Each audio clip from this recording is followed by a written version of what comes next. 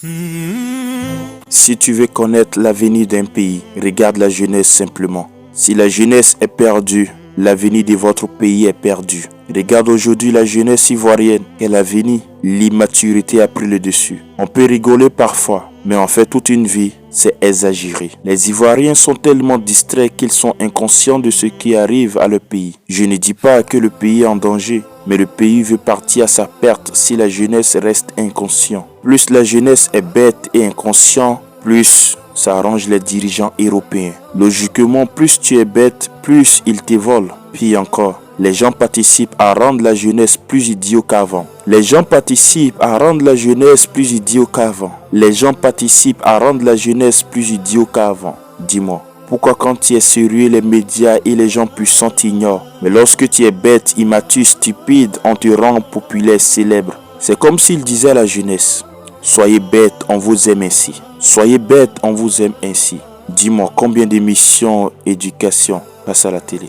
Combien d'émissions qui éveillent la conscience passent à la télé? Sincèrement, je dirais zéro. La majorité des choses qui sortent à la télé, ce sont des émissions de distraction, de loisirs, de sexualité. Tu regardes la télé aujourd'hui, tu as l'impression qu'il n'y a pas de sérieux africain. Tous des idiots.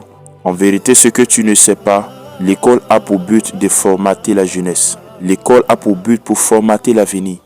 Car le but de l'école n'est pas de t'enseigner ce que tu veux, mais ce que eux ils veulent. Il y a un blanc qui disait ceci: mettez vos enfants à l'école et à nous de leur donner l'éducation qu'on veut. Fin de citation. Prochainement, je vais chercher à développer le sujet de l'école pour te donner plus d'informations et te démontrer que l'école est une puissance. Et celui qui la détient peut changer l'avenir d'un pays ou d'un continent. Enfin bref, même les médias ont les mêmes objectifs que l'école. Tout ça dans le but d'influencer la jeunesse. Et aujourd'hui, on se retrouve avec une jeunesse homosexuelle, une jeunesse inconsciente de son devenir, une jeunesse qui a uniquement pour but dans la vie d'être danseur, chanteur, comédien immature. Je ne dis pas c'est mauvais d'être chanteur, comédien ou autre, mais l'Afrique n'a pas besoin de ça pour l'instant. Et même si l'Afrique a besoin de ça, il faudra peu et non beaucoup, car on a plus besoin des gens sérieux que des gens distraits. Mais malheureusement, les gens tuent nos scientifiques et nos inventeurs en Afrique et laissent libres les idiots et les invalides.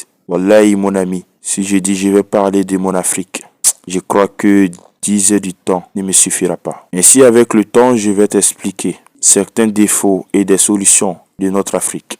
Ainsi c'est ici je vais te laisser. On sera la prochaine, Inch'Allah.